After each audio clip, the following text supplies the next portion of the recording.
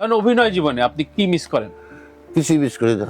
কেন? আপনি এমনিই করছেন, শুধু পেটের দায় করছেন একটা শিল্পী হিসেবে? না না, কেন শিল্পী তাহলে বলেন। পেটের দায় করবো? শুধু ফিল্ম করছি কি পেটের দায় নাকি দেবে না?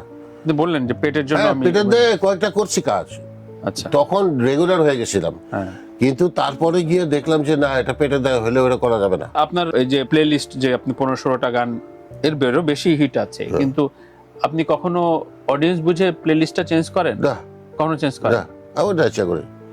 এবং সেভাবেই দর্শকরা হ্যাঁ, চলছে, চলতেই থাকবে, চলতেই থাকবে। এই গান আমার যে 15টা গানের কথা বললাম, মিনিমাম বেশি হবে। হ্যাঁ, এই 15টা গানের মৃত্যু নাই। কারণ হচ্ছে এই গানগুলি যাদের যাদের সাথে করা, তাদের গান অমর। আচ্ছা। সাবিনা ইয়াসমিন, রুনা লায়লা, কনক চাপা, এদের গান অমর। আপনার গান অবশ্যই। তো ওই সেই যে, না, আমি তো তাদের কো আর্টিস্ট ওখানে। দুজনের কো-আর্টিস্ট। কাভার বিষয়ে একটা পর্যায়ে অনুমতি নেওয়া, কেউ অনুমতি দিতে চায়, কেউ অনুমতি নিতে চায়। আপনার গানগুলো কেউ কভার করলে আপনি মন খারাপ হয়? না না না, ভালোই লাগে। ভালো ইয়াং লাগে? জেনারেশন আমার গান কভার করতেছে, ভালোই লাগে। করুক, আপাতত করতে থাকুক। সবকিছু যখন ঠিক হবে তখন একসাথে এক গাদা ভালো এসে হাজির হবে সবার সামনে। সেই ভালোটার জন্য আমরা অপেক্ষায় থাকি।